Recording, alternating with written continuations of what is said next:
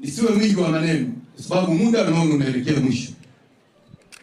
Vijana, ukitaka kufanikiwa katika maisha, siku zote nimekuwa nikiwaambia humu ndani, jambo la kwanza utakalolizingatia ni Mungu kwanza. Mweke Mungu mbele katika maisha na utashangaa mambo yako yatakapokwenda vizuri. Jambo la pili, heshimu wazazi wenu na muwapende wazazi wenu. Mkienda mkipata kazi, usimsahau mzazi. Hata kama ana kingi, mtumie hata kidogo, hata 5,000. Mzazi atashukuru. Kile kidogo atakuombea, kitakuwa kikubwa. Msije mkawasahau wazazi wenu. Ndio maana hata nyie mkiingia ofisini kwangu, mnaona pale ipo picha ya baba yangu na picha ya mama yangu. Kwa sababu wazazi ndio Mungu wetu wa pili hapa duniani. Kwa hiyo muwapende na muheshimu sana wazazi wenu. Makofi kwa wazazi wenu. Jambo la tatu, mkawe na nidhamu, mkawe na moyo wa kujitolea katika kazi. Ajira huwezi ukaanza na mshahara mkubwa. Unaweza muda mwingine ukaanza na mshahara mdogo, lakini kipimo cha utendaji wako ukiwa mzuri ndio unaenda unaongezwa. Sambamba na hilo, wazazi wale wenye uwezo, kinachowezekanika kwa support vijana kuweza kujiajiri, hebu chonde jinyime hata kile kidogo uweze kumwezesha kijana aweze kujiajiri.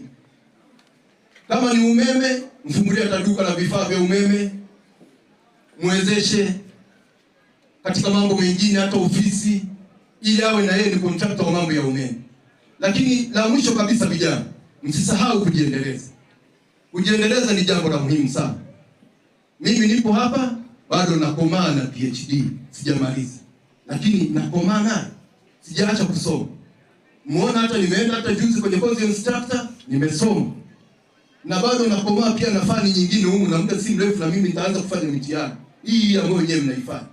Kwa hiyo msigoteke kwa kumaliza hii level.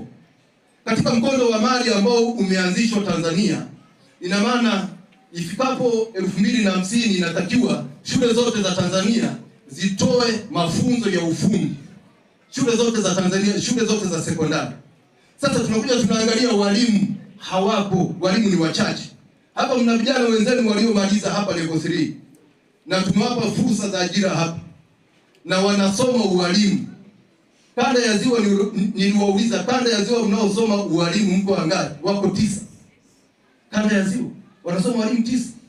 Na nchi inahitaji walimu wengi ambao wataajiriwa katika hizo shule za sekondari kwenda kufundisha mkondo wa amani. Kwa hiyo hii ni fursa. Mjiunge katika chuo cha walimu cha Morogoro. Bahati nzuri mnaweza mkasoma online na gharama ni nafuu.